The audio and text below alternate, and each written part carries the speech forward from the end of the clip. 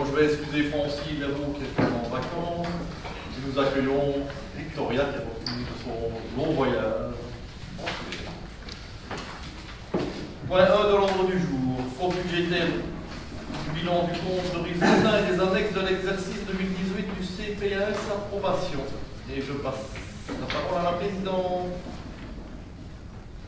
Je vous présente le rapport annuel du compte 2018.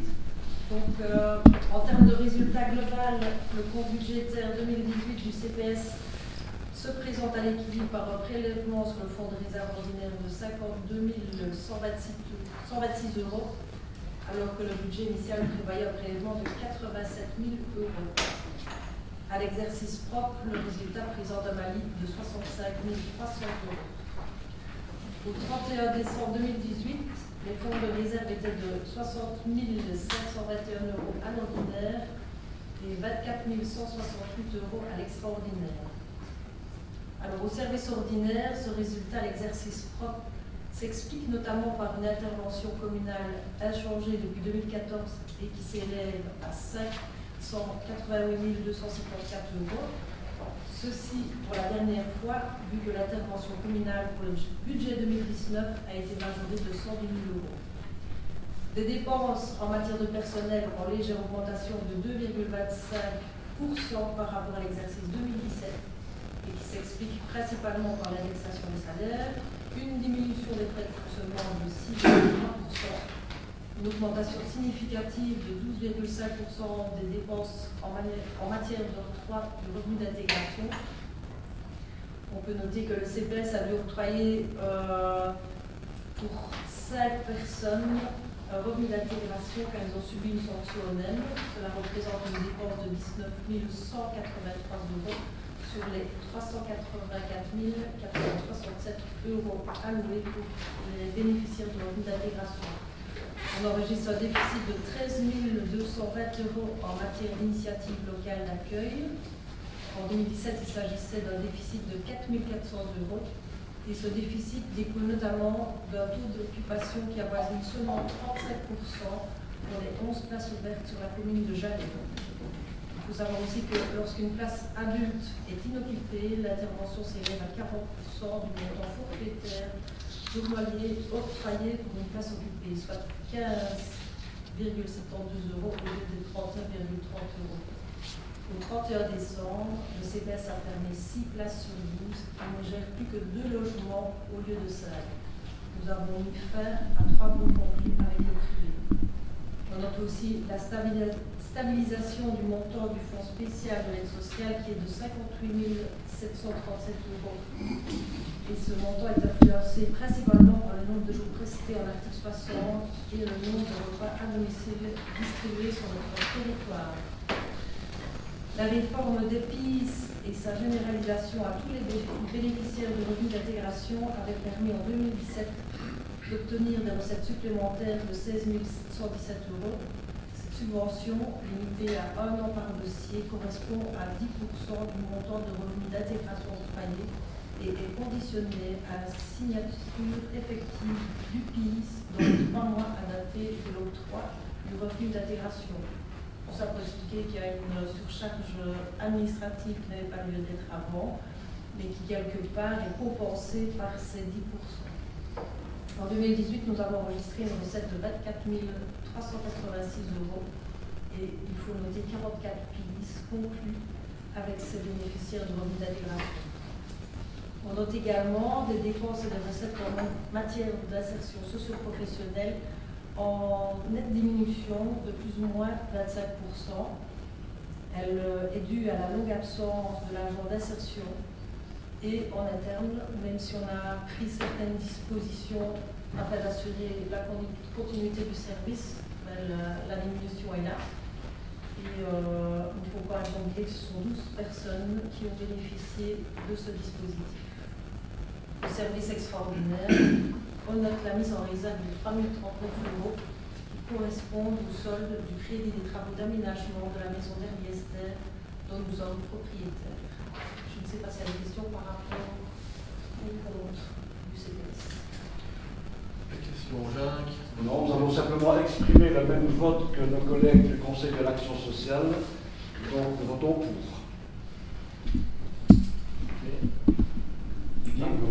Pas de remarque. On peut passer au vote, s'il vous plaît. Oui. Oui. Oui. Oui. Oui. Oui. Oui. Oui. Oui. Oui. Oui. Oui. Oui. Oui. Et oui, merci. Compte de l'exercice 2018 de la fabrique d'église Saint-Lambert, approbation. Je passe la parole à Suzanne Cummings,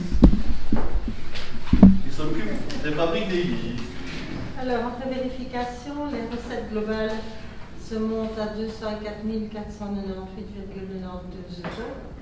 Les dépenses globales s'élèvent à 171 275,88 €. Et donc, on dégage un bonus de 33 223,04 €. Est-ce qu'il y a des questions? Pas de question. Vous faites confiance. On peut passer au vote? Oui. Oui. Oui. Oui. Oui. Oui. Oui. Oui. Oui. Oui. Oui. Oui. Oui. Oui. Oui. Et oui, merci. Le point suivant, c'est l'élargissement d'un tronçon du chemin vicinal numéro 24 dans le cadre de l'urbanisation des parcelles cadastrées, avec tous les numéros de section qui vont avec cette urbanisation.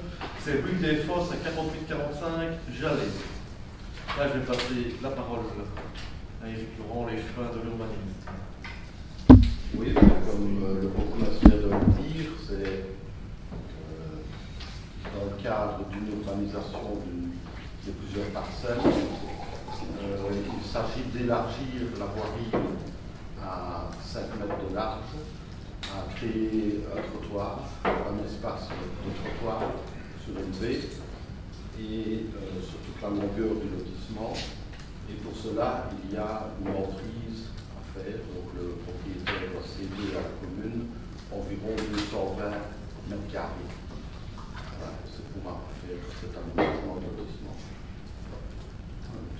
Il y a des questions? Oui. Jacques, on va commencer de Un petit commentaire simplement pour vous dire que le groupe Choisir Ensemble approuve le dossier. En effet, le terrain est à bâtir et l'aménagement de la voirie est nécessaire. Toutefois, notre groupe insiste sur certains points que Vincent va exprimer. Oui, donc en fait, il s'agit de l'élargissement du tronçon de la rue des Fosses à Fouire, dans le cadre de l'organisation des 8 lots de terrain à bâtir. Le groupe Choisir Ensemble accepte ce dossier. En effet, le terrain est à bâtir et l'aménagement de la voirie est nécessaire. Donc, on n'est pas en train de parler ici du lot de maisons à bâtir. En revanche, nous insistons sur les points suivants, et ça concerne la mobilité. Il est important d'être vigilant pour la mobilité des usagers faibles, on pense aux enfants, en mettant à leur disposition un trottoir sécurisé. Je me pose la question, en ayant vu le dossier, pour quelle raison est-ce qu'on ne ferait pas, qu'il n'y aurait pas une charge urbanistique qui incomberait aux lotisseurs de faire directement un trottoir en bonne et due forme plutôt qu'un trottoir empierré, donc un trottoir sécurisé, séparé de la route par une bordure haute. Et on le connaît dans d'autres endroits du village, les infections de bordure, certains s'en servent comme voie de roulement, donc ce qui n'est pas nécessairement ce qu'il y a de mieux. Donc on aimerait avoir la certitude que le trottoir serait un trottoir avec une bordure, une véritable bordure qui ne pourrait pas être franchie par des véhicules. Des ralentisseurs pourraient peut-être être envisagés, question qu'on pose également, en termes de coussins berlinois qui pourraient permettre, suivant l'empattement des véhicules agricoles ou des bus qui, comme on le sait, en tout cas les techs n'acceptent pas que leur itinéraire bus passe sur des coussins sur des deux dames. En revanche, les coussins berlinois, ça pourrait être possible. Et également, nous souhaitons veiller au fait qu'il y ait un bon écoulement des eaux. Donc, il nous revient qu'à certains endroits, il y a de l'eau qui traverse le fossé et qui se retrouve en hiver sur la voirie, qui pourrait causer apparemment à certains moments de l'année des plaques de verglas en hiver. Donc si un tuyau en béton est placé à cet endroit, il faudrait s'accorder dessus. Je ne sais pas, j'ai vu qu'il y avait un fossé. Et donc la deuxième réflexion qu'on avait, c'était il y a un ruisseau qui passe, un ruisseau qui est à l'air sur le côté, dans sa partie non pâturée. Dans la pâture, on imagine bien qu'on va le fermer avec le tuyau pour ne pas embêter l'agriculteur qui est déjà, j'imagine, embêté embêté en tout cas, qui n'aura peut-être plus assez facilement à sa prairie. Mais on se dit que un ruisseau à l'air pourrait servir justement de drain, ce qu'un tuyau ne ferait pas. Voilà nos réflexions, et on aimerait avoir un avis du collège par rapport à ces différents éléments qui concernent vraiment la mobilité douce. Et au-delà de ça, j'ai vu dans les programmes de chacun, en tout cas dans le vôtre et dans l'autre, la réflexion sur un plan communal mobilité. Est-ce qu'on va déjà un petit peu réfléchir à ça? On se rend bien compte que quand on lotit certains endroits, on n'a pas toujours le recul nécessaire pour se dire quel impact va-t-il avoir sur le charrois. Et c'est le genre de choses qu'il faut avoir à l'esprit avant de mettre tout ça en place. Merci. Oui. Donc, si j'ai bien compris, vous venez de lire les remarques de la CCRTM. En partie. C'est exactement ça. Alors, il a déjà été répondu à toute une série de remarques de la CCRTM. Le trottoir, il y a un trottoir qui va être aménagé. Pour tout ce qui est écoulement d'eau, on a demandé l'avis de la CMJZ qui s'occupe des problèmes justement de l'eau. Et leur avis est favorable conditionnel. Il ne soulève aucun problème au niveau de l'eau, si ce n'est qu'il faudra prévoir lors de permis d'urbanisme des citernes à eau de pluie à temps plein. Donc voilà je pense que je vais fournir. Maintenant, l'aménagement du trottoir, on n'a jamais imposé à un candidat lotisseur d'aménager plus le trottoir. C'est déjà pas mal qu'il fasse un trottoir surélevé. Maintenant, on lui a imposé l'aménagement en clinkers ou quoi. Peut-être pas en clinkers, ou même en d'autres vêtements. Ici, c'est du gravier fer. Il y a une bordure. Il y a une bordure qui est prévue. C'est dans les plans. Il y a un trottoir d'un mètre 50 cm de caniveau bordure et une partie de voirie qui est cédée. Mais il cède déjà, il aménage plus tous les impétrants, plus l'évacuation des eaux. C'est déjà pas mal. Je trouve, nous, notre politique n'est pas exagérée. Il me regarde aussi dans le recherche de certains des riverains, ils ont peur que ce trottoir devienne un parking pour les véhicules. Est-ce que ça, il y aura un système qui sera prévu pour ne pas que les véhicules stationnent devant sur le trottoir? Je sais que dans le terme légal, voilà. Si ça pose problème. C'est vrai qu'il pourrait très bien en faire part lors de Tu peux essayer de quelque chose, tu peux la mettre quelques jours, c'est pas grave. Mais non, moi je ne le fais pas, donc moi ça n'arrivera pas. Ok, merci pour la réponse. Oui, mais avec moi c'est un petit peu ça ma question, étant donné que nous avons une commission de l'aménagement du territoire avec la mobilité, qu'est-ce que cette commission a dit? Est-ce qu'elle a dit oui, est-ce qu'elle a dit non, étant donné que on est quand même bien d'avoir l'avis des citoyens qui sont engagés dans cette commission. Donc, c'était mercredi passé. C'était mercredi, c'est ça. Mais c'est dans le dossier. Oui, ça n'y était pas en cours. ça n'y était pas en cours. Eh bien, il y a eu toute une série de remarques. La première enquête, ça y était. Ça y était, mais là, ça y était, mais oui.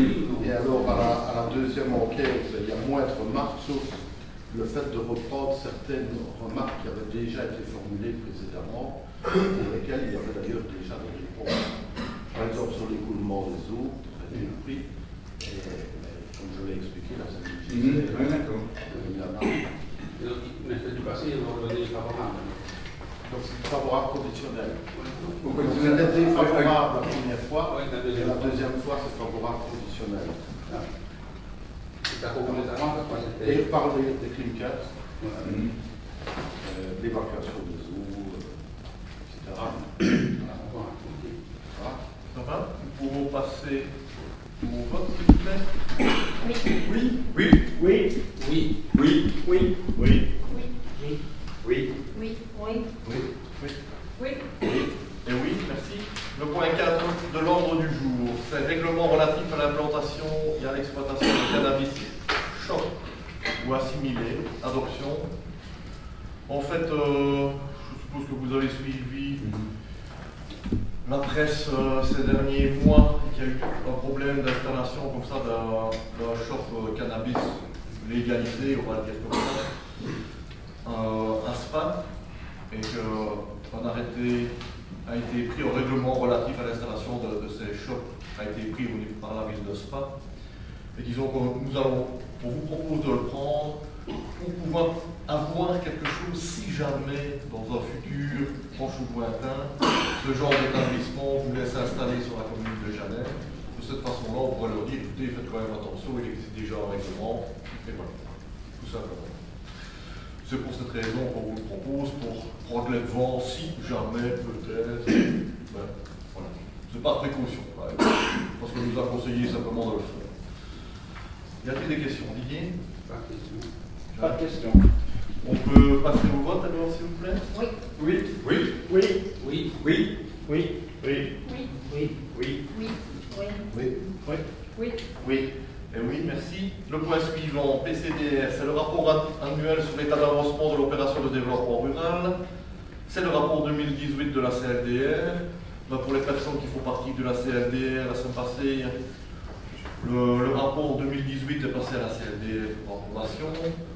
Pour ceux qui font partie de la CLDR, vous savez que chaque année, on doit faire passer le rapport de l'année précédente. C'est quelque chose de très important d'être en ordre sur ce sujet-là. Et surtout, n'oublions pas que nous avons encore l'aménagement de la place du Moulin, dont le dossier avance vraiment très bien. Et il faut vraiment qu'on soit en ordre dans tous nos documents au niveau de la CLDR. Et comme c'est une obligation et comme nous devons le faire, on vous propose de ratifier ce rapport annuel qui a déjà été approuvé par la CLDR. Y a-t-il des remarques particulières? Jacques? Pas de remarques. On peut le ratifier? Oui. Oui. Oui. Oui. Oui. Oui. Oui. Oui. Oui. Oui. Oui. Oui. Oui. Oui. Oui. Oui. Et oui, merci. Rénovation de l'ancienne école de Sauvastère, bâtiment annexe, aménagement d'une classe, mais c'est plutôt aménagement des logements, et d'une classe. Oui. Convention relative à l'octroi d'un prêt CRAC, financement alternatif des investissements, économiseurs d'énergie. Adopté. Eric, je te passe la parole étant donné que téléphone. Oui, donc en fait, on a aménagé une classe sur le site, mais qui avait été financée à 90%, 85%, je crois, par la communauté française. Donc il ne s'agit pas de cette classe-là, c'est une erreur dans l'intitulé du point. En fait, il s'agit des deux logements de l'ancienne école et de la salle polyvalente, pour laquelle on a sollicité des subsides UREBA pour la performance énergétique du bâtiment. Et la région wallonne nous a octroyé des subsides pour un montant de 62 448 €. Seulement la région wallonne, plutôt que de verser le subside, demande aux communes de faire un emprunt que la commune doit rembourser, mais que la région wallonne, via le CRAC, rembourse exactement au fur et à mesure la commune. Et donc, pour la commune, elle fait un emprunt, mais c'est une opération blanche pour ses subsides, puisque c'est reçu du CRAC. Et pour ce faire, il faut passer une convention avec la banque et avec la région wallonne de CRAC. C'est de cette convention qu'il s'agit. Y a-t-il des questions? Pas de question. Pas de questions? On peut passer à l'adoption alors, s'il vous plaît? Oui. Oui. Oui. Oui. Oui. Oui. Oui. Oui. Oui. Oui. Oui. Oui. Oui. Et oui, merci. Point suivant, pratiquement la même chose mais sur des autres dossiers. Donc c'est un marché public de services financiers, ce sont des contrats d'emprunt destinés au financement de dépenses extraordinaires. Et Eric, je te repasse la parole. Donc on a passé la dernière fois le compte 2018 et vous avez vu que le service extraordinaire est en déficit et je vous avais expliqué parce qu'on finance certaines dépenses par des emprunts que l'on fait après quand ça se termine. Enfin j'avais expliqué ça, mais en fait ici c'est faire un emprunt pour financer des projets extraordinaires antérieurs. Il s'agit de projets 2018 comme achat de véhicules et de chargeurs senteuses, des projets de 2014, aménagement de voiries d'espère, écoutage de projet 2015, canalisation de Bouvinard, projet 2016, 2017 et 2018, avec aménagement du réfectoire de l'école de Jalais et les réflexions de voirie. Voilà, alors il s'agit d'un emprunt de 924 354 € et il s'agit d'adopter le cahier des charges ici tel qu'il a été établi par le service marché public et par le directeur financier. Je ne sais pas si vous avez des questions. Non. Non. Pas de questions? Ok, on peut passer au vote, si vous voulez bien. Oui. Oui. Oui. Oui. Oui. Oui. Oui. Oui. Oui, oui, Oui. Oui. oui. Oui. Et oui, merci. Le point suivant, c'est le rapport de rémunération de l'exercice comptable 2018 des mandataires. Comme vous le savez maintenant, le Code de la démocratie locale prévoit que le conseil communal doit, avant le 30 juin de cette année, faire un rapport des rémunérations des mandataires pendant l'année 2018. Et ce rapport sera d'ailleurs sur le site internet de la commune, conformément aux obligations. Je ne sais pas si il y a des remarques particulières à ce sujet-là. Non. Décision, je suppose qu'on va voter. Oui. Oui. Oui. Oui. Oui. Oui. Oui. Oui. Oui. Oui. Oui. Oui. Oui. Oui. Oui. Et oui, merci. Les points suivants. Les intercommunales, on commence par le point 9, c'est l'intercommunale des heures claires, le centre d'accueil des heures claires, c'est désignation d'un représentant au conseil d'administration. Michel, je ne sais pas si vous avez. Ah, je vais la passer. Le 400.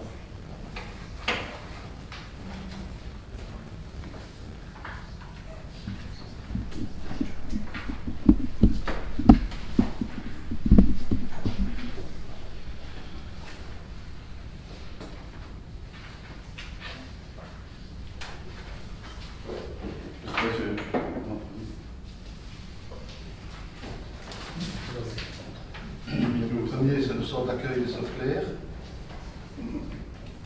Et là, on va demander de retirer le point étant donné que le statut de l'intercommunal des heures claires ont fait passer à l'Assemblée générale la désignation de leurs membres. Donc c'est prévu dans le statut. On ne va pas nous désigner quelqu'un qui a déjà été désigné, on dit ici aux heures claires. Et notre représentant, c'était Dimitri Poussin, au conseil d'administration des heures claires, qui est déjà désigné par désigné. l'Assemblée générale. Donc, on vous propose ce report, on va voter le report du point. Le retrait, pardon. Le retrait. Le retrait, je me suis trompé sur le retrait du point. Pas de questions, pas de remarques. Non. On peut Je voter. me demandais pourquoi on a mis ce point-là, parce que. Oui, c'était avant. Ah oui, bah oui, oui. C'est un vote, c'était Ah oui, voilà, c'est ça. le collège, il y a quelques minutes. On peut voter. Oui. Oui. Oui. Oui. Oui. Oui. Oui. Oui. Oui. Oui. Oui. Oui. Oui. Et oui, merci. Le point suivant, c'est la désignation d'un représentant au conseil d'administration du CHR de Verviers, donc le centre hospitalier régional de Verviers. Donc, Michel Valente est désigné pour le groupe de MRIC au conseil d'administration du CHR.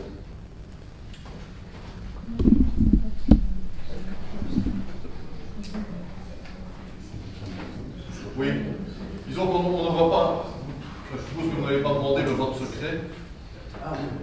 Et je suppose qu'on peut voter l'approbation des points, mais chaque fois aussi, pour chaque point, ne pas demander le vote, sauf si vous voulez, mais je ne vois pas ce que ça changerait.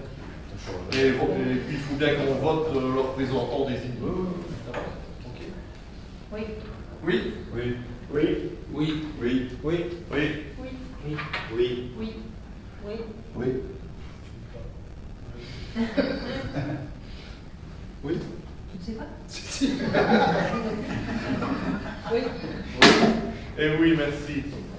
Alors, plus sérieux. Désignation de représentants au conseil d'administration de l'agence immobilière sociale AIS. Michel. Ici, même chose, décidé de ne pas procéder au vote. scrutin secret, et désigne Noël Willem au conseil d'administration ainsi que Michel Consommet au conseil d'administration. Oui. Oui. Oui. Oui. Oui. Oui. Oui. Oui. Oui. Oui. Oui. Oui. Oui. Oui. Et oui. Merci. Le point suivant, c'est la désignation d'un représentant supplémentaire à l'Assemblée générale et d'un administrateur au conseil d'administration de Télévest, donc de véhicule. Donc ici pour l'Assemblée générale, donc toujours la même chose, en procédure au secret. Pour l'Assemblée générale, donc on propose Jacques Chaumeau comme représentant de la commune de l'Assemblée générale de la SBL de Vénia, et Alexandre Dorister au conseil d'administration, qui était déjà désigné à l'Assemblée générale. David. Oui. Oui. Oui. Pardon. Oui. Oui. Oui. Oui. Oui. Oui. Oui. Oui. Oui. Oui. Oui. Et oui, merci. Le point suivant, c'est désignation de représentants au conseil d'administration de Logivestre.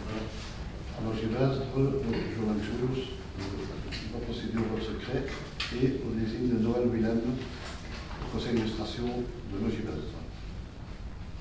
Oui. Oui. Oui. Oui. Oui. Oui. Oui. Oui. Oui. Oui. Oui. Oui. Oui. Oui. Oui. Et oui, merci.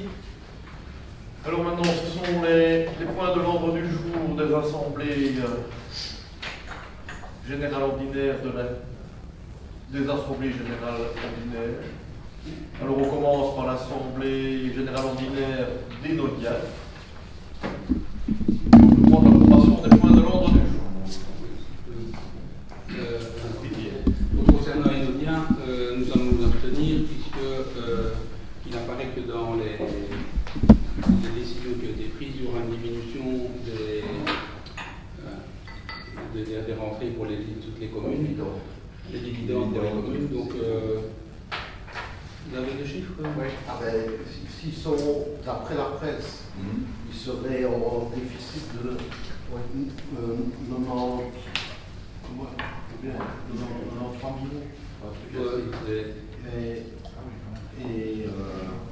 Le chiffre, c'est de mémoire, mais ce qui veut dire qu'ils ne peuvent pas distribuer les dividendes.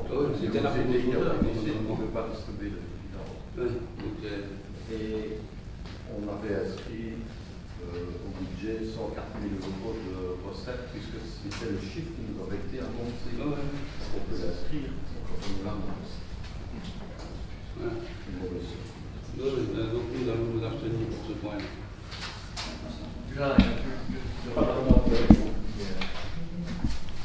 On peut voter à l'approbation des points de l'ordre du jour. Oui. Oui. Oui. Oui. Abstention. Abstention. Oui. Oui. Oui. Oui. Oui. Oui. Oui. Oui. Oui. Oui. Et oui. Alors le point suivant, c'est le point de l'ordre du jour de Néo-Mentio. Je ne sais pas s'il y a des remarques particulières, Jacques. Pour les points de l'ordre du jour de Néo-Mentio. Non. Didier, non. Et on va voter peut-être pour l'autre aussi, si vous voulez bien, parce que à mon avis, sauf si ça pose souci, mais pour l'intercommunal SPI, l'Assemblée générale ordinaire et extraordinaire. Pas de remarques particulières sur le point de l'ordre du jour? Pas de remarque. On va voter pour les points 15 et 16 en une fois. Oui. Oui. Oui. Oui. Oui. Oui. Oui. Oui. Oui. Oui. Oui. Et oui, merci. Le point suivant, c'est le point 17, c'est une interpellation citoyenne.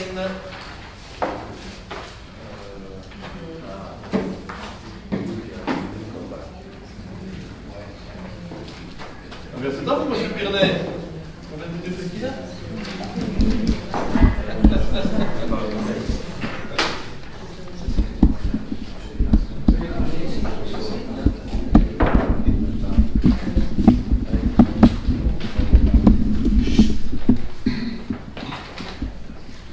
Bonjour à tous, monsieur le bourgmestre.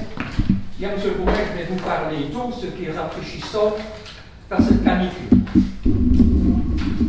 Récemment, nous avons été informés, chiffre à l'appui, que les ressources financières générées par notre patrimoine forestier, ça me nuisait significativement. On cause le dépérissement des épicéas assaillis par des scolites, un insecte ravageur si l'on aime. Ce fléau affecterait également les communes voisines, a-t-il encore été précisé.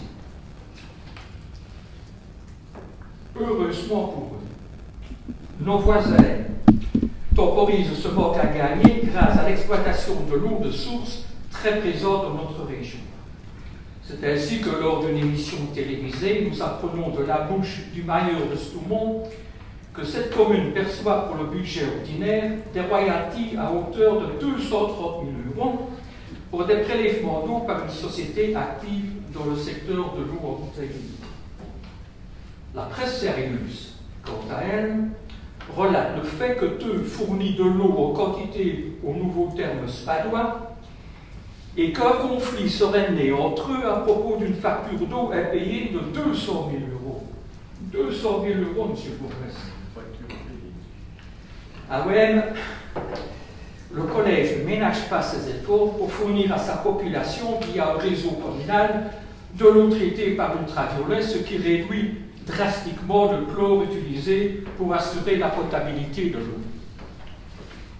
Pour être complet, il faut savoir que les Teutois et les Stoumontois bénéficient eux aussi d'un réseau d'eau de source communale et qu'ils y sont très attachés, on peut comprendre. Si nos voisins administrent jalousement le trésor de l'or bleu, qu'en est-il à Jarlet? Eh bien, pour ce faire, nous avons parcouru la déclaration de majorité 2018 et là, étonnamment, on y parle certes de la gestion durable de la forêt, mais pas un mot à propos de l'eau, de sa protection, de son exploitation. Notre commune serait-elle dépourvue d'eau? Asséchée qu'elle serait par Dieu sait qui? Voyons cela d'un peu plus près. Tout d'abord, il est utile de rappeler que la commune de Jarlet a inclus pour bonne partie le plateau des Hauts-du-Fagne et sa réserve naturelle, arrosés qu'ils sont par une pluviométrie importante de 1400 mm par mètre carré. La faille est une véritable éponge alimentant généreusement nombre de sources et cours d'eau de notre très formidable commune rurale. En 1976, à la fusion des communes Sarres-l'Espagne a apporté à Jarlet son réseau de distribution d'eau alimenté par le Damzey situé à Coquet-Fagne. Il s'agit là d'une galerie creusée dès 1923 à une profondeur de 15 mètres sur 260 mètres de longueur, fournissant un débit journalier de 400 mètres cubes d'eau de source d'une qualité à nulle autre pareille. Pour mémoire, 400 mètres cubes d'eau, c'est 400 000 bouteilles d'eau de source. En 1994, Jarlet cède son réseau de distribution d'eau à la SWDE avec une mise à disposition des sources de la commune. Le Damzey fut abandonné en 2010 pour cause de construction d'une autoroute, l'E42, venue se coller sans gêne tout à côté du gisement. Cette proximité était contraire aux exigences des directives européennes en matière de protection des eaux. Le Damzey en a fait les frais. N'oublions pas le barrage de la Gillette, qui retient 26 millions de mètres cubes d'eau pour une superficie de 130 hectares. Le long de nos routes, l'omniprésence de l'eau est rappelée en permanence. La route des Pouilles, Fontaine et Abreuvoir, initiative communale qu'il faut saluer, l'Ardenne bleue ou encore sur la toile Jarlet, pays des sources. Une autre information, venant cette fois du site de l'Office du tourisme de Saint-Jarlet, nous apprend que les célébrissimes sources Marie-Henriette et Wellington se situent sur notre territoire. C'est en 1867 que le puits artésien Marie-Henriette, d'une profondeur de 20 mètres, a été foré à la demande du bourgmestre spadois Servet pour alimenter l'établissement de bains nouvellement construit à Spa. Il est vrai que depuis cette époque, beaucoup d'eau a coulé sous les ponts et qu'une grande partie de l'eau de la source Marie-Henriette a pris un autre chemin qui est celui de l'embouteillage. Faut-il craindre aujourd'hui que cette source, véritable corne d'abondance pour l'exploitant, subisse le triste sort qui fut réservé au malheureux Damsel? Il n'a pas de mourons à se faire. La zone de captage et de protection dont bénéficie la source Marie-Henriette est un modèle du genre, comme le montre clairement la carte hydrogéologique de Saint-Offray. En effet, cette zone s'avance largement sur le territoire de notre commune, lui assurant ainsi pérennité et potentiel de développement important. Pour être complet, ajoutons que l'endroit a le statut de zone d'écoutage prioritaire et qu'un chantier onéreux pour la commune de Jalais, il faut le dire, est actuellement ouvert à l'IMSI. Ma question, monsieur le bourgmestre, les eaux de source prélevées sur le territoire communal ainsi que les installations techniques qui y sont attachées génèrent-elles de la profitabilité pour la commune de Jalais? Je vous remercie de m'avoir répondu. Et voilà, je vais vous répondre. Non. Voilà, c'est très bien. Merci de votre visite.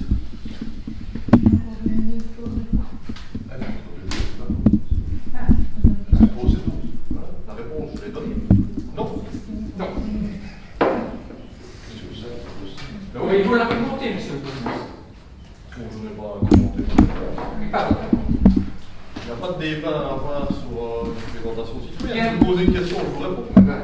Eh bien, j'ai 160 minutes pour répondre. 160 secondes.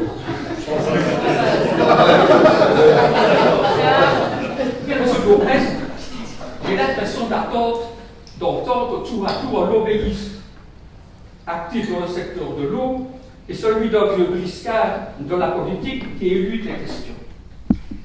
Les lobbyistes, ces hommes de l'ombre, agissent de concert avec les bureaux d'avocats spécialisés pour faire voter partout dans le monde des règlements et lois en vue de privatiser l'accès à l'eau. Le tout au profit des multinationales de l'eau, Nestlé, Coca-Cola, Spadel. Pourquoi pas? Que pouvons-nous faire ici à Jalais pour faire face à cette pratique délétère? Eh bien, tout simplement, reprendre les excellentes propositions des deux groupes de la minorité qui se sont exprimés en séance du Conseil communal. Parce que j'ai rajouté une. Et je les cite. Passer à un système de fontaines connectées au réseau de distribution d'eau et utiliser des carafes dans les salles de séance et bureaux, sans oublier des gourdes sur chantier. Évidemment, le système marche à la crédibilité. Il convient donc d'appliquer à soi ce que l'on propose et ainsi s'abstenir de boire de l'eau embouteillée provenant de la source Marie-Henriette distribuée sous la marque Finesse. Dans un premier temps, ne serait-il pas utile de passer en effet à la carafe d'eau au conseil communal? Voilà, les 2 minutes. Vous aviez juste 2 minutes, c'est très bien. C'est facile. Ouais. Mais je n'ai pas terminé. Ah ben, Alors, monsieur, je vais d'abord vous serrer la main, comme je le fais habituellement. mais c'est terminé, monsieur. Ah oui. Non, Et je vais vous remettre, oui, mais je vais vous remettre une bouteille d'eau pour vous rappeler que l'eau, c'est de l'eau de source de Jalais, c'est de l'eau Robert. C'est de l'eau Robert. Et je vous la remets. Vous l'avez posé. Et vous remarquez qu'il n'y a pas de publicité, qui cherche le prix de l'eau, et qui fait que l'eau est plus chère que du lait. Voilà. Merci. Alors, un point supplémentaire à l'ordre du jour a été demandé par le groupe Osé. Et je vais charger peut-être Didier de nous présenter son point. Voilà, donc on a fait l'écho dans la presse ces derniers temps. On a signalé un fait d'envergure dans les Hauts-de-Fagne. Ce week-end, on a aussi rendu public qu'il y en avait même un deuxième qui était arrivé. Et donc, les Hauts-de-Fagne, c'est quand même en partie chez nous, même si on ne connaît pas exactement l'endroit où il se trouve. Je pense pas qu'il va s'arrêter aux frontières administratives de la commune. dans cette pérégrination. Et donc, cette arrivée du loup, je pense que ça peut susciter certaines questions au niveau de la population. Le loup n'a pas bonne réputation pour certains. On a peut-être encore en tête l'histoire du petit chaperon rouge et du grand méchant loup. Même si je pense que maintenant, avec les avancées scientifiques, on est quand même bien au courant que le loup n'est pas dangereux pour l'homme. C'est quand même une crainte millénaire pour l'homme. J'ai eu l'occasion une fois d'entendre hurler les loups, ça fait prendre un bord, même si on sait bien que c'est pas dangereux, ça peut quand même faire peur. Donc je pense qu'il y a peut-être un certain nombre de citoyens qui vont s'interroger sur les risques que ça peut présenter, et ce serait bien de pouvoir informer ces citoyens.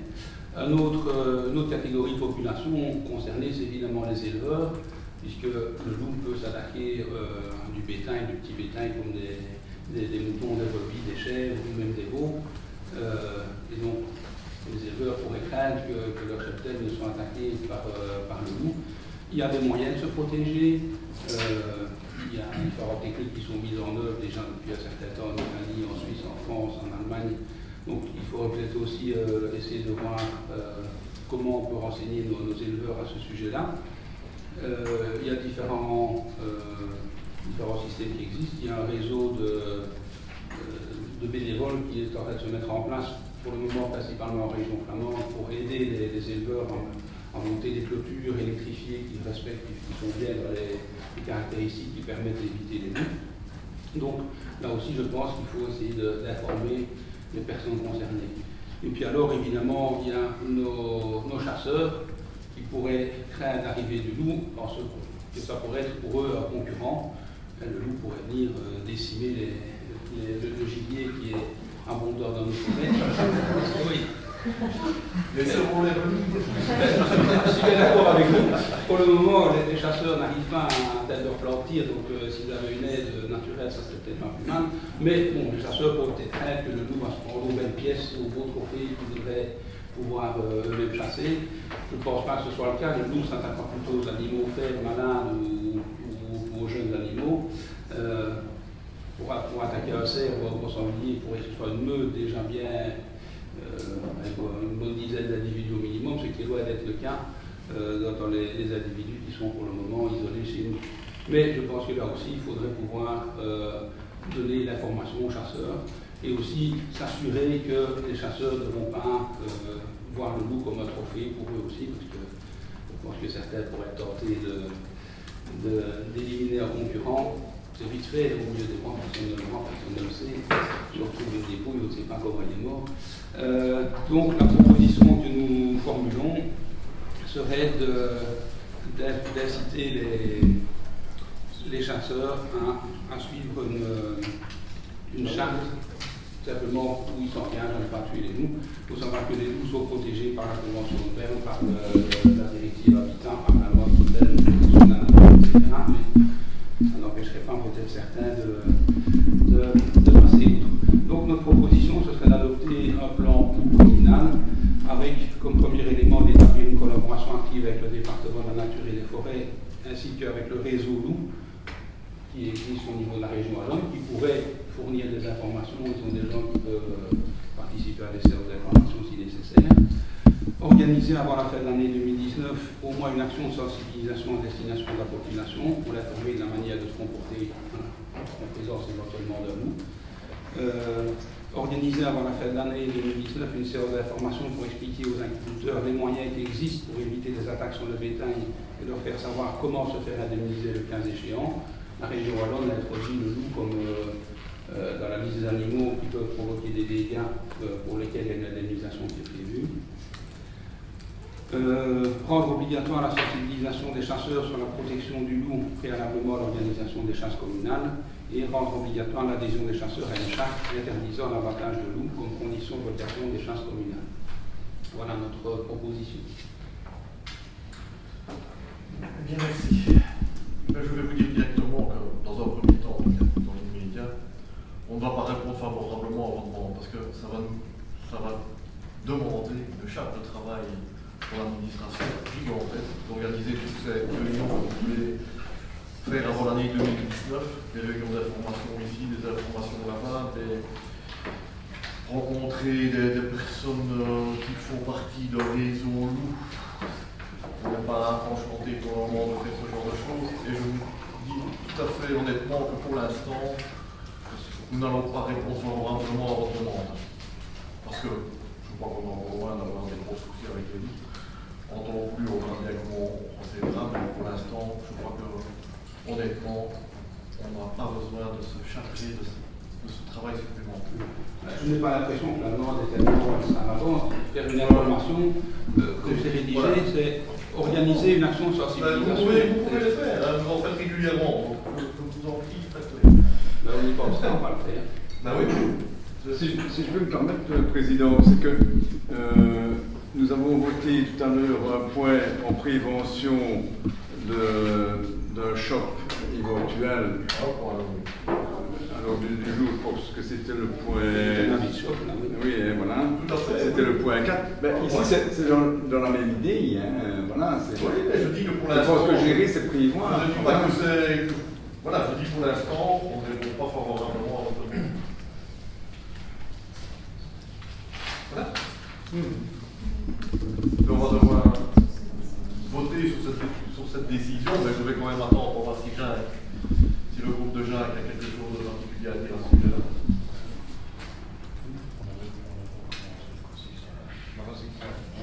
Notre avis à nous, c'était de prendre un minimum de temps de consulter.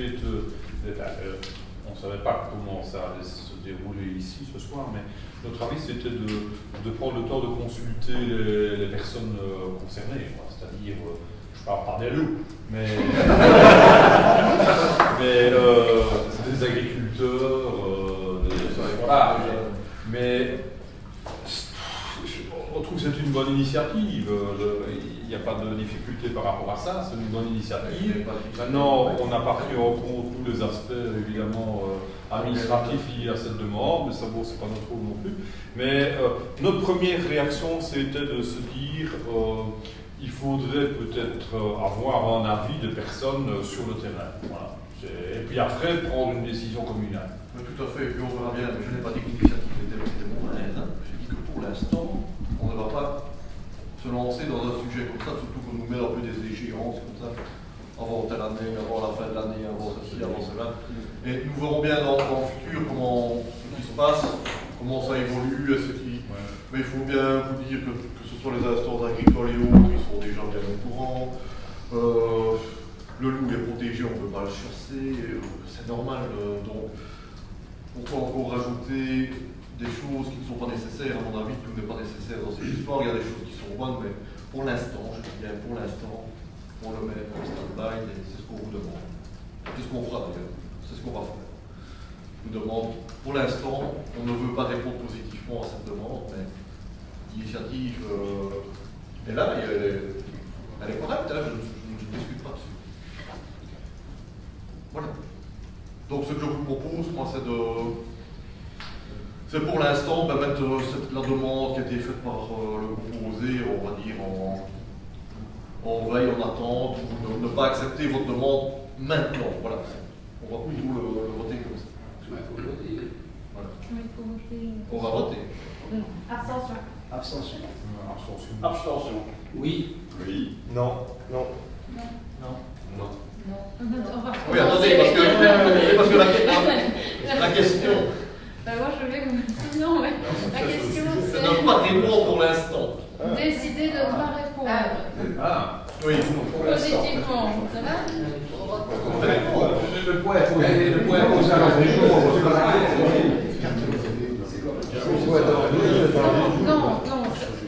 Non, c'est le poids supplémentaire. Le poids supplémentaire est celui qui a été donné, donc D'adopter, on a entendu le conseiller proposer. Donc on propose d'adopter, on voulait voter non ou voter non. La position elle est d'adopter. Tu avais dit de pas pour l'instant. On fera une petite remarque, enfin on peut voter comme vous l'avez présenté. Moi ça ne me dérange pas, en tout cas de ne pas répondre pour l'instant à cette demande, mais on peut d'adopter, c'est non pour nous, et c'est oui pour vous. Et c'est abstention pour vous. Et abstention pour voilà. Mais on peut quand même mettre en regard qu'on ne rejette pas complètement et définitivement le point. C'est que pour l'instant, on considère que c'est un petit peu trop précoce ce genre de Madame René, ce que le bourgmestre vient de dire, qu'il ne rejetait pas, qu'il était un acteur qui votait dans le privé aussi, ça. Ben, c'est ce que. Ouais. Si vous voulez bien, ouais. Si tout le monde est d'accord qu'on le note dans le privé, oui. Oh, oui. Oui, je pense. Ah oui. Je pense que ça ne se vend pas sur votre Vous voulez voter, on peut y aller. Bon, ben voilà. C'est terminé les points de l'ordre du jour de la séance publique. Moi, je n'ai pas de remarques particulières. Oui. Une petite information à vous donner pour l'instant, donc on va passer aux questions diverses, si vous voulez bien. Nous avons des questions diverses, effectivement. La première concerne en fait le dossier du terrain synthétique du FC SAR. Vincent. Oui, simplement pour savoir où ça en est, parce que j'ai pu discuter avec des personnes du FC SAR et je reviens sur un article de presse du 22 décembre 2018 de l'Avenir, dans lequel le bourgmestre disait qu'il avait rencontré, ou en tout cas parlé avec le responsable du football club de SAR, et que celui-ci lui aurait garanti, ou en tout cas lui aurait dit, qu'il allait procéder aux analyses. Or, il me revient que les analyses n'ont toujours pas été effectuées. Donc j'aurais bien voulu savoir si vous comptiez, en sachant bien que c'est une SBL privée, en sachant bien que vous n'êtes pas les responsables du site, mais dans en tant que bon père de famille, de bon gestionnaire de sa commune, est-ce qu'il ne serait pas bon de leur reposer la question, de savoir si oui ou non ils comptent le faire?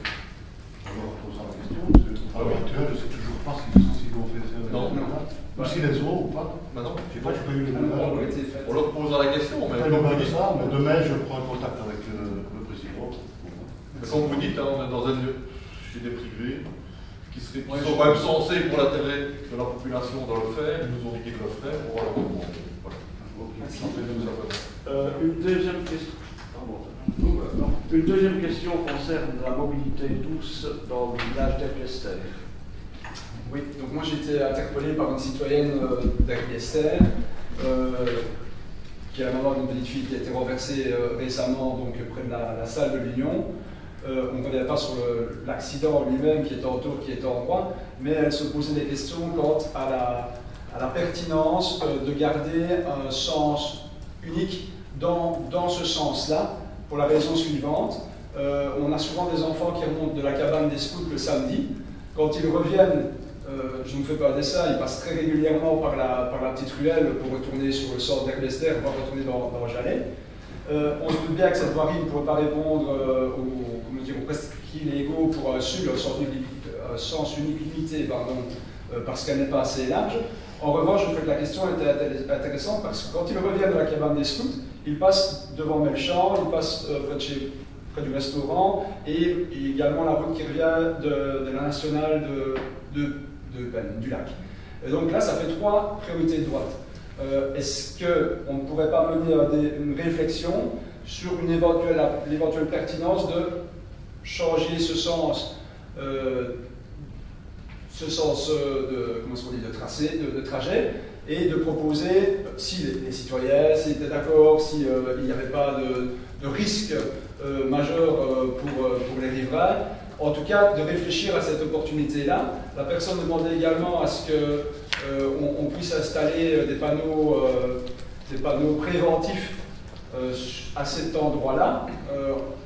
Je sais souvent qu'on me répond, en tout cas dans les analyses de police, c'est ce qu'on dit, la voirie n'est pas accidentogène car elle ne révèle aucun accident ayant amené des blessures, etc. Donc ici, on peut effectivement dire que cette voirie a occasionné un accident, et heureusement sans gravité pour l'enfant, mais est-ce qu'on ne pourrait pas se dire que effectivement ça nécessiterait, alors peut-être dans le cadre de votre plan communal mobilité, j'y reviens, est-ce qu'on ne pourrait pas aménager des quartiers zone 30? C'est des réflexions qu'on peut aussi mener. Je me doute bien que vous n'allez pas répondre à ce genre de questions, vous n'allez pas me répondre à ça de suite, mais on pourrait vraiment penser que cet endroit pourrait être aménagé et on pourrait peut-être réfléchir à la mobilité de manière à ce que les enfants ou les usagers doux soient plus en sécurité. Moi, je ne suis pas pour l'ambulatoire, je préfère prévenir plutôt que guérir, plutôt plutôt que de trouver une solution, et je présume que tout le monde ici dans cette salle est d'accord avec moi, il vaut mieux prévenir un accident que de devoir ensuite prendre des actions suite à un accident. Voilà. Ma question est simplement, est-ce que vous comptez faire quelque chose, ou en tout cas mener une réflexion sur ce sujet? De toute façon, depuis très longtemps, on sait bien qu'on va mener une action, un plan d'études sur la mobilité douce, sur la commune, un plan communal de mobilité, donc ça ne prend pas en 15 jours. Il y a des endroits comme ça dans toute la commune, partout. On a des éléments réguliers qui proviennent de tous les villages et de tous les hameaux de la commune de Jalais, ça je peux vous l'assurer, je ne me cache pas de le dire. Mais il faut un temps d'analyser tout ça et de faire tout ce qu'il faut. Voilà. Et tout ça, de toute façon, c'est certain, ça va se faire, ça se refait. Merci. Et enfin une troisième et dernière question en ce qui nous concerne, le fameux projet Smart City que nous avons évoqué en début de législature. Vincent. Bon, ben là, c'est une question à Michel, voir où ça en est par rapport à ce projet qui me semble être une bonne opportunité en termes de subsides pour la commune de développer une suite numérique à ce qui est proposé par la commune en termes de services.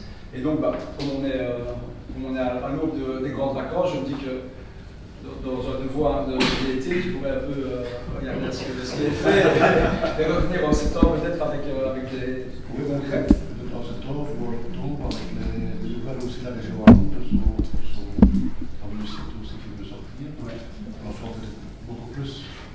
Parce que c'est à peu près les mêmes données, les mêmes services qu'ils ont déjà. Et ça gratuitement. Donc on entend un peu pour savoir exactement ce qu'on a posé du côté de la région allemande. Avant de. Ouais, ça me suffit, mais c'est juste pour savoir si effectivement ce qu'on a dit. On attend. Ça risque d'être gratuit, donc c'est ça qui est très bien. Tant mieux.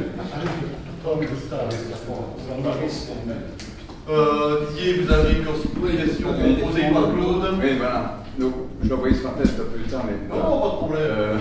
Donc voilà, moi, j'ai plusieurs citoyens du côté de Nivesey qui m'ont posé la question, tiens, c'est bizarre, on a posé de l'asphalte à certains endroits et du côté de Spa, il n'y a rien. Qu'en est-il voilà. C'est cool. Oui, je vais laisser les mots masques comme celui qui suit. Du côté de Spa, il y a la problématique, c'est qu'il y a d'autres chantiers en cours et qu'il n'est pas facile de terminer un chantier alors qu'un autre chantier est toujours en train de terrasser. Donc l'entrepreneur nous a demandé de pouvoir starter les travaux parce que, qui plus est, il y a 3 passerelles qui vont devoir être installées et tant que ces passerelles-là ne sont pas bien en place, il est difficile de faire le travail, de le terminer. Et plutôt qu'avoir un asphalte qui fait 100 mètres, qui est coupé, avec lequel on va revenir avec une nouvelle couche, on va avoir une jonction pour possibilité d'avoir une faiblesse, on va attendre que toutes les passerelles soient terminées, que le chantier sur la ville de Spa soit terminé, pour faire toute une pièce et avoir un travail beaucoup plus réussi. Voilà. Et on a commencé les travaux aussi du côté de Jalais pour commencer, mais pas du côté de Spa, étant donné qu'ils étaient en train de passer les goutages, chemin en route, etc. Donc ils ont dû terminer d'abord tous leurs travaux, ils ont terminé maintenant, et puis maintenant on attend les passerelles pour pouvoir faire vraiment un travail nickel, impeccable sur le Raven. Et donc, l'asphaltage, on va dire, à l'autre côté de la route qui me sépare de Dimitri. Attends, qui sépare où? Ben, alors, c'est à faire un niveau au-dessus du stocké. C'est chez Dimitri et chez moi, dans l'Est. Donc, oui, là-bas, comme moi, voilà. Ils ont asphalté, je ne sais pas moi, une centaine de mètres grand maximum, et puis c'est terminé, alors, pas. Oui, là, je pense que vous n'avez pas asphalté les 100 mètres. Oui, non, je dis 100 mètres, c'est peut-être 50. Au moment de s'arrêter à la route, et bon, le 100 mètres, c'est pas beaucoup plus. Ben voilà. Donc, oui, il y a une deuxième couche qui va venir parce qu'il était prévu de passer 2 couches d'asphalte. Et la deuxième couche sera passée sur toute la. J'imagine que ça va être fait en même temps que tout le reste. Oui, c'est terminé. Oui, il y a une passerelle aussi là. Et alors, pour les calèches, oui, avec les fous, normalement ils sont pas autorisés sur un rappel. Ben oui, c'est ce qui me semble aussi, mais écoute, il y en a plusieurs qui m'ont posé la question. J'ai dit, écoutez, je pense que c'est pas autorisé, mais voilà, je pose quand même la Peut-être question. autoriser le cheval, oui.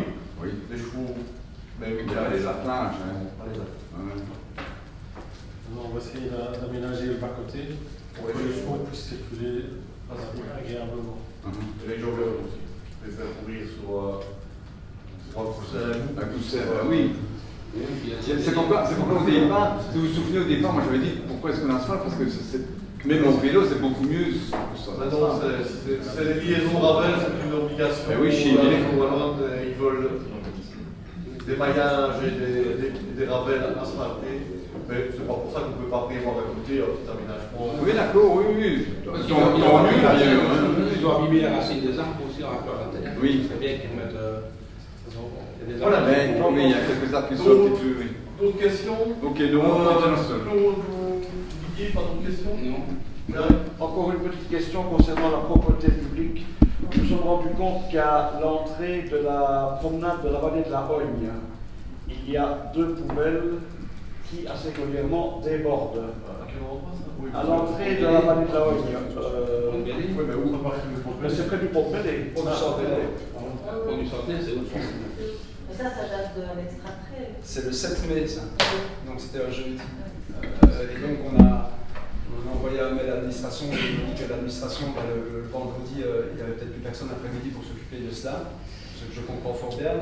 La question qu'on se pose, c'est est-ce qu'on ne pourrait pas, veille le long week-end, vérifier que ces poubelles-là, à un endroit qui est extrêmement fréquenté, est-ce qu'elles soient vidées, et d'autre part, est-ce qu'on n'aurait pas la possibilité d'y mettre des poubelles à clapet pour empêcher les animaux qui vont forcément un petit peu grignoter autour de ça. J'en ai parlé à Xavier, il était passé la veille avec le nouvel employé de la commune, et voilà, ça s'est fait sur 24 heures cette histoire-là. Et on est en train de s'enseigner pour commander des nouvelles poubelles pour à certains endroits stratégiques, doublés. Super. Voilà. Très bien. Voilà. Eh bien, ok, merci. Eh bien, merci à toutes et tous. Oui, pardon, j'ai une réponse à donner. Ah oui, pardon.